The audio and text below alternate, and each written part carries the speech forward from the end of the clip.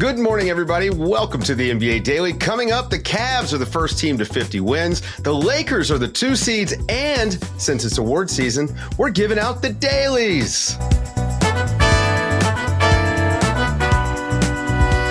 Good morning, everybody. Good morning, guys. Obviously, we're all dressed up around here. Oh, yeah.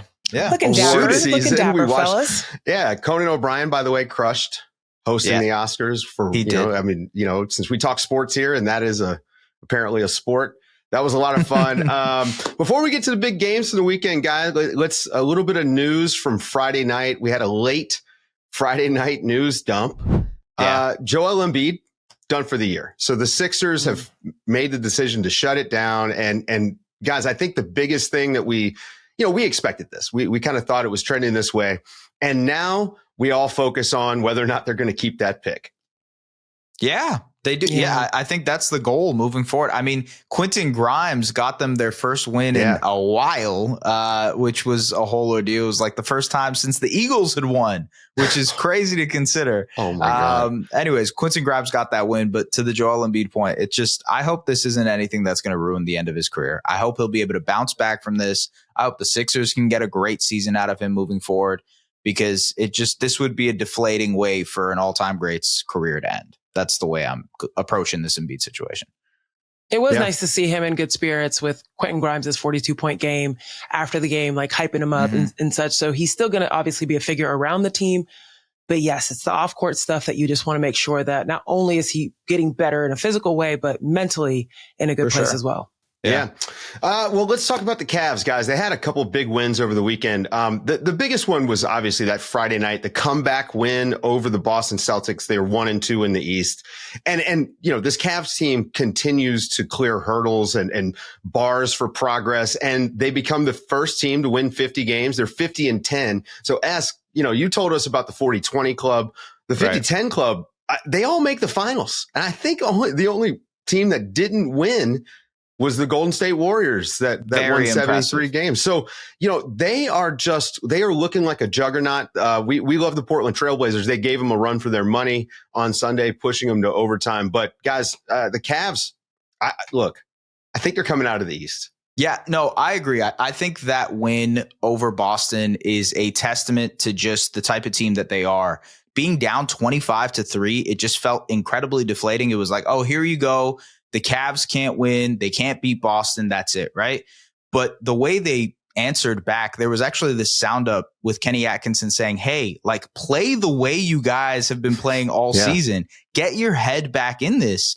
And they answered in a major way. I thought Ty Jerome and DeAndre Hunter were massive off the bench for those guys. And then the way that Donovan Mitchell carried them in the second half, I mean, that's what a superstar is going to do. He is such a big playoff riser. He's done it in Utah, has done it in Cleveland, and I think he'll be able to do it for this Cavs this year. So I agree. I do think that the Cavs will come out of the East. That is the hunch that I have. I mean, being 50-10 is just tough to do, Mm-hmm. So I think this Boston-Cleveland game told us a lot about both teams. Of course, Cleveland continues their run, 50-10. It's awesome.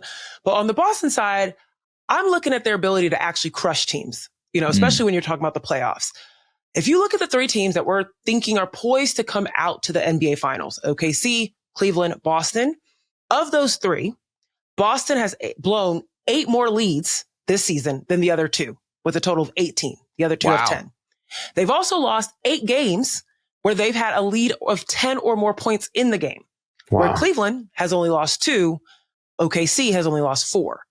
So that tells me a lot about their ability to be resilient and to be kind of true killers out in the playoff era or the space. Now, don't get me wrong. We haven't seen Cleveland or OKC get to that spot that they've been in, but still makes me think a little bit. But maybe that comes back to the conversation you guys were having about them just being bored. They're not locked in.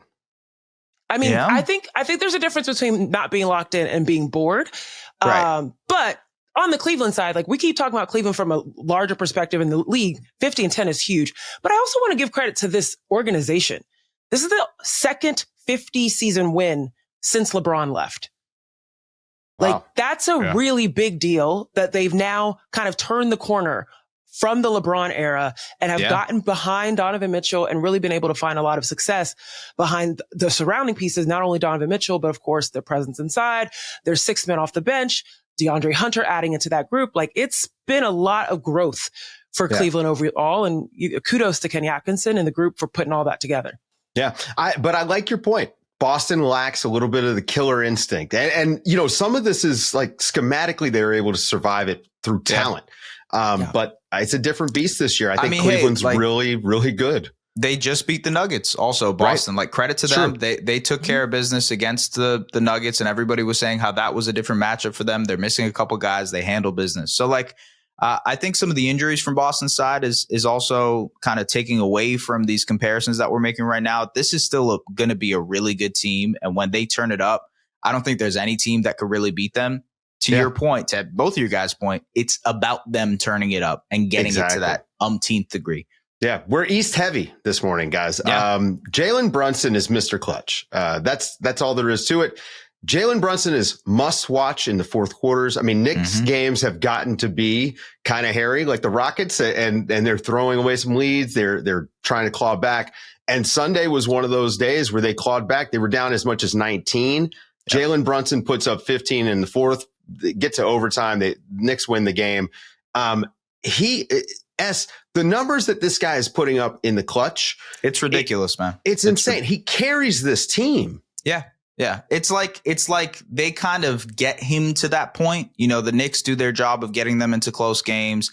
And then they're just like, here you go, Jalen Brunson, please win this basketball game for us. And he ends up doing it. It's just, that's exactly how it's worked all season. This is a crazy stat here. So Jalen Brunson has 139 clutch points this season. The Knicks have 270 clutch points total. He accounts for 47% of all of their clutch points. And he has 22 assists on top of that. So he probably accounts for much more of those clutch points, which means like it's all him in the clutch. This is the runaway clutch player of the year. He's shooting 52% in the clutch, which he got MVP chance in Miami. Yes, absolutely. He is like you talked about Brunson Burner. That's crazy. Brunson Burner is alive. Yes. Yeah, Jalen Brunson is like a clutch time cheat code. And I love this. I love this Western battle with the clutch time because De'Aaron Fox and Stephen Curry have been kind of keeping that title hostage since the inception of the award. And so Jalen Brunson with his 52% in clutch time from the floor is taking it back to the East this year. And yes, like, as you mentioned, he's running away. We've talked about this ad nauseum on this podcast of how many points he's been scoring in clutch time. But it's crazy to think it's not only just points he's scoring, but also what he's creating. Yeah. Guys, the NBA is really going to love this show because we're only talking about their favorite teams in the biggest markets. It's time for the Lakers. The Lakers are the 2 seed somehow. They have had a crazy couple months. LeBron James turned 40 years old. And look, I've got a birthday coming up soon. And I'll just tell you guys, when you get to be a certain age, you start to want to prove things to yourself at all these birthdays. And I think LeBron turned 40 and he said, you know what? I'm still top 5. And he's played like it. He's playing like it on both ends. I mean, the Lakers survived a comeback from the Clippers, and it got a little sketchy for them. But they pick up 2 wins over the rival Clippers that are across the street. These teams are going in opposite directions. But the Lakers are like to the moon right now. They are the 2 seed. Obviously, the addition of Luka Doncic has just been I don't want to call it night and day. It's like they were already like at dusk and now they're at night officially, but they were rolling already and just been adding. It was crazy to watch Luka Doncic consistently get into pick and roll situations where Zubats ended up on him against the Clippers. I'm like, Ty Lue, Jeff Van Gundy, all season we've been talking about this defense from the Clippers. What is going on? But no, Luka Doncic being able to take advantage of those situations and also becoming the creator that LeBron was earlier before he could, join the team. It's been really cool to see LeBron gel into this role where he doesn't have to do as much. And Luka Doncic has really been the orchestrator and the producer out on the floor for the Lakers. Yeah, LeBron has been able to be a play finisher so much with Luka out there. He's leaking out all the time. I mean, it reminds me of the Miami years where he had some of those crazy efficient seasons because he was cutting to the basket. He was shooting a lot of layups.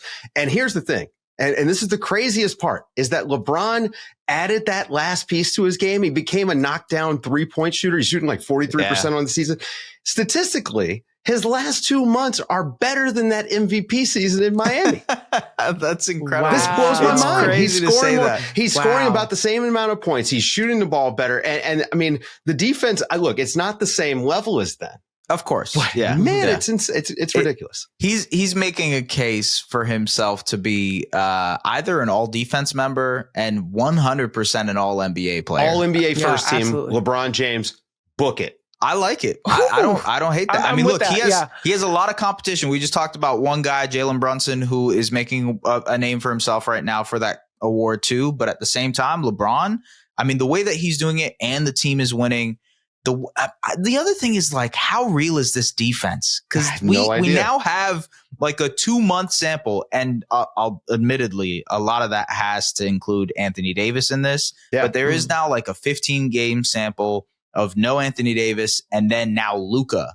So how real is this Lakers defense? I think we're going to find out over the course of the next few weeks. Also, perfect segue talking about guys getting all NBA or all defense, because coming up after the break, guys, it's the dailies. Oh, yeah.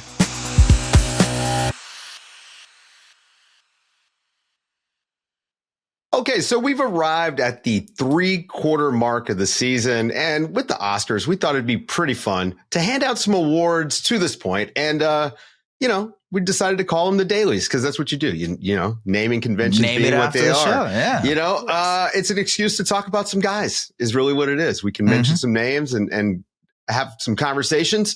Yeah. And we got to start with the best offensive player. And there's really only 2 names here. And I'm just going to make you guys choose one.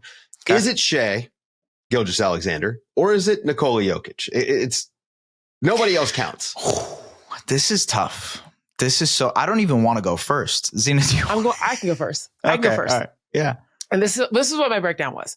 So I looked at the top 5 scores in the league right now, just based off points per game. Kept it simple. But then I went to B-Ball Reference and I started looking at some stats between all of them.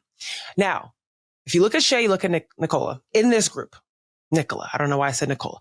If you look at Shai, you look at Nikola.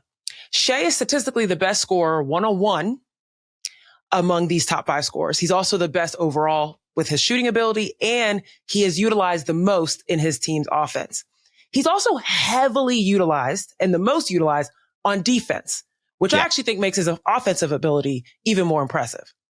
However, Nikola Jokic also plays a ton of defense, and he is the best playmaker in that group by and large. Okay, so he has his offense and he also creates for his other teammates. And he also has the best shot quality in that group outside of Giannis, but that's biased because Giannis is mostly finishing under the basket. His shot, diet is very limited. So with that, putting the fact that Nikola is playing defense as well as putting up high offensive numbers and is the best playmaker and offensive rebounder, I'm going with Nikola. Ooh, I'm gonna just step over. I agree. I think it's fine to say Jokic. They both have incredible cases.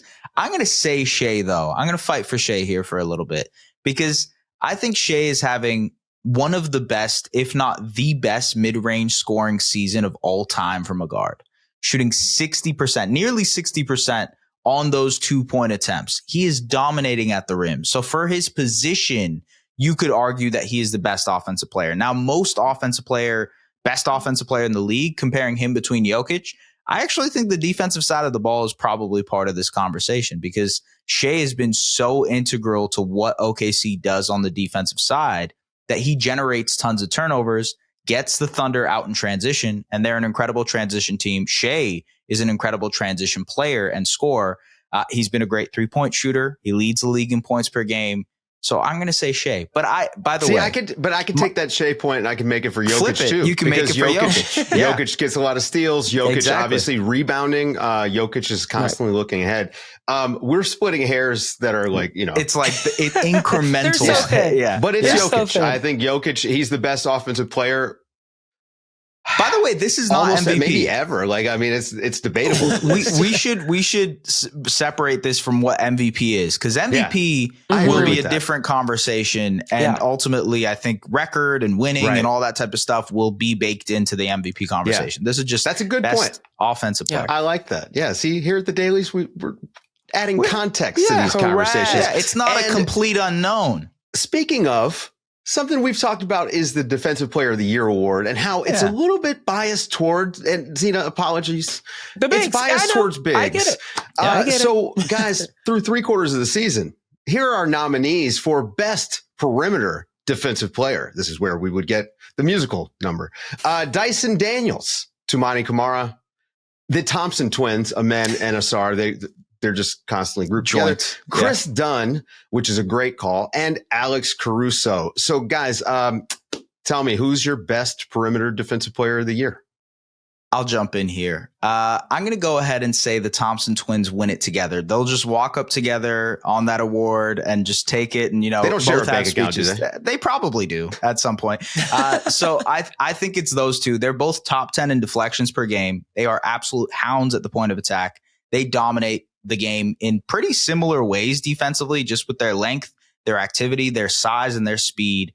They generate so many turnovers for their teams, which is incredible. And because of their athleticism, they get Detroit and Houston out in transition constantly.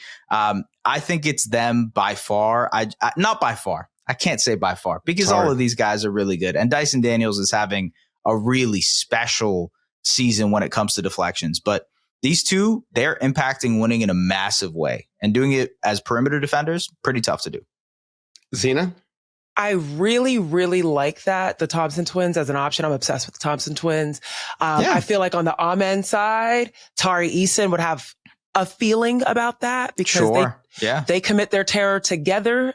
The treacherous twins out in Houston. Hey, it's twins out of the way. It's twins out of the way. Exactly. The reason why I'm going to choose Chris Dunn is because of all of the players that you could put in this perimeter defensive category, Dyson Daniels, et cetera, everyone we mentioned. And I'm adding in Alex Caruso and Tari Eason into that conversation. He fouls the least. While having like the second highest coverage difficulty overall. Like, he is so versatile in who he's guarding. I feel as if anytime I watch the Clippers play, he can be on any spot on the floor. I know this is a perimeter conversation, but he could be anywhere on the floor, getting in passing lanes, deflections, making people rush, how important that is. And that's not a stat you can like really count. And he's really good on ball screen navigation. And for someone his size, I think that is key. And being able to do that without fouling, huge. So I'm going with Chris Dunn. He's had a renaissance season this year for him too. He by really the way, has. For me, guys, defender. Yeah, for me, you got me. For me, it's Toumani Camara. This guy is Scottie Pippen 2.0, and he guards point guards. He guards Nikola Jokic. And again, perimeter defender, but he can switch 1 through 5. He can be a point of attack playmaker. And if he's able to play free safety, he can cover an entire zone. He's kind of like Deion Sanders when he's in the corner, where you just can't throw a pass. Like, there is no skip pass when Toumani Camara is out there. So that, for me, we're splitting hairs again, but man, I just think that guy is on a whole different planet from anybody else playing defense in the NBA. Next up, guys, and this one is actually not controversial. We could only really come up with one, I think, that suits this, and it's the best game of the year. And it has to be the Cavaliers versus the Thunder.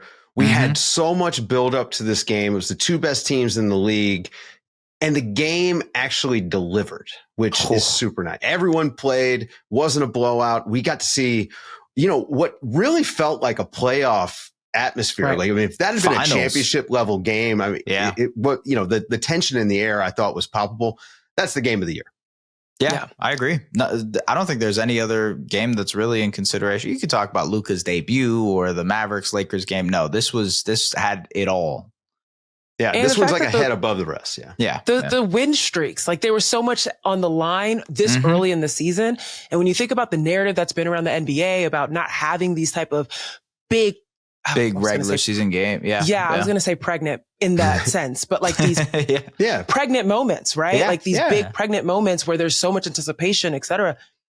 That was really dope to be able to see something like that mid-season, before All-Star break, before the playoff push. So really fun for all of us to see two teams really bought in. And then it's been continued. This level of excellence has continued. Yeah, the game was good. Substance. Yeah, the game was good. We got the narrative payoff. It was excellent. It was a great game. Okay, and now this is going to be controversial.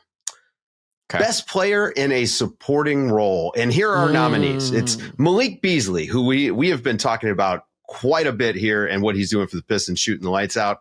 Ty Jerome, who, in my opinion, should be the front runner for most improved player if we're doing the award the right way. Love it. And maybe he's too good to be considered supporting because of all the roles that he can fill and at the high level. But Josh Hart. So what do you guys say? Man, this is so hard, especially considering how you define supporting, because are we talking stars and starters and who aren't in that group? Right. Are we talking about people that are coming off the bench?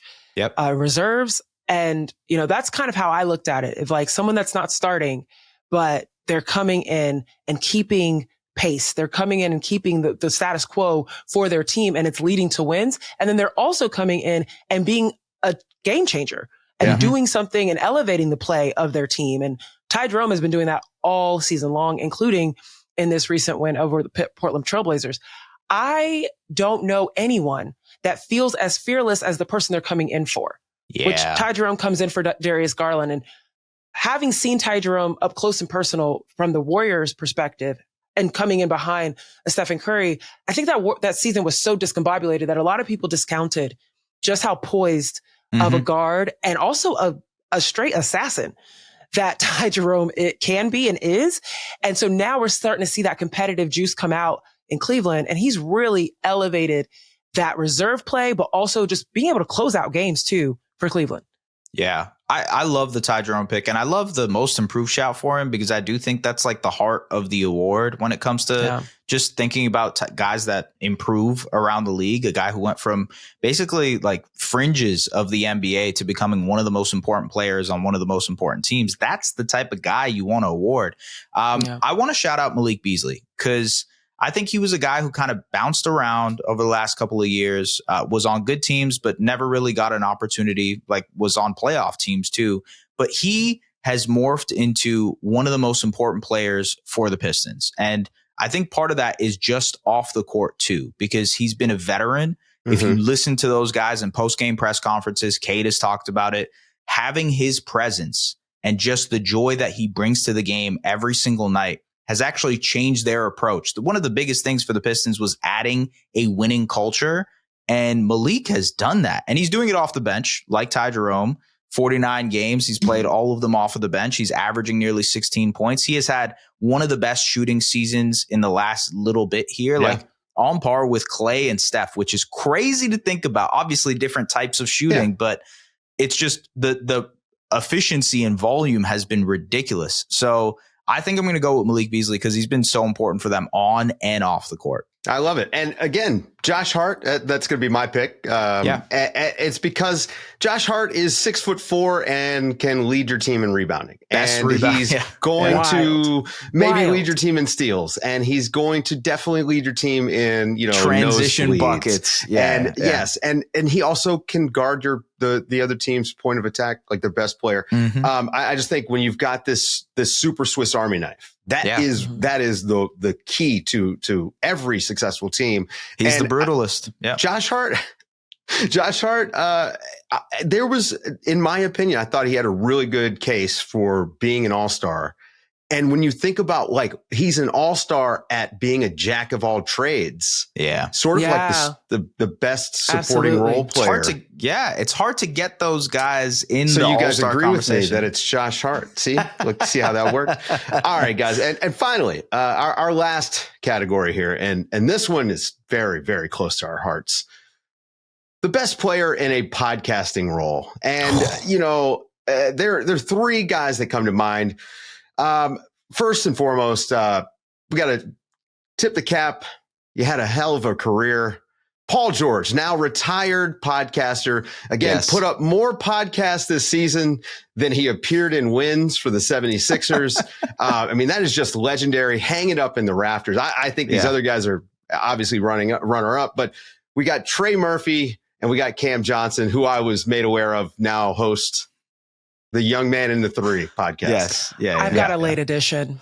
Oh, okay. Oh, secret. The envelope just came to the stage. I apologize. We've just added in. I'm adding in Draymond Green. Oh, right. Yes, he does. He does podcast. That is true. I'm adding in Draymond Green because one, great guests.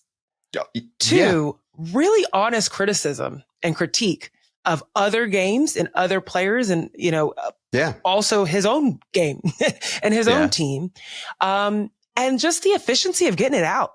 Like these podcasts are churning out. That is actually, fast. Hey, I will say this. Podcasting is hard work. We do this every night. I give him a lot of credit for it because it doesn't seem like Draymond Green has let his podcasting affect his play, which is hard to do. I had to give up basketball. Okay, Paul George had to give up podcasting to play basketball. This is my pitch for Trey Murphy, though. Okay, Trey Murphy is podcasting and he's having the best season of his career. So it's like he's doing it on the court. Respectfully, if you're podcasting in the woods, neither here nor there. Now, here's the funniest thing about Draymond Green as a podcaster is that now Baron Davis hosts the Draymond Green Show. Right, I love it. What a world!